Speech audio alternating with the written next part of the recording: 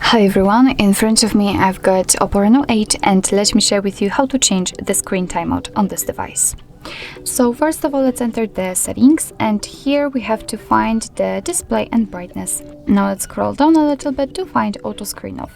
And after entering, you can see that we've got plenty of options actually to choose from.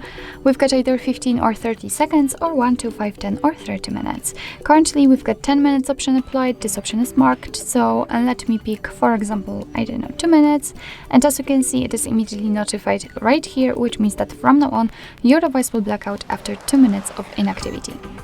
So actually this is it. This is how to change the screen timeout in your OPPO Reno8.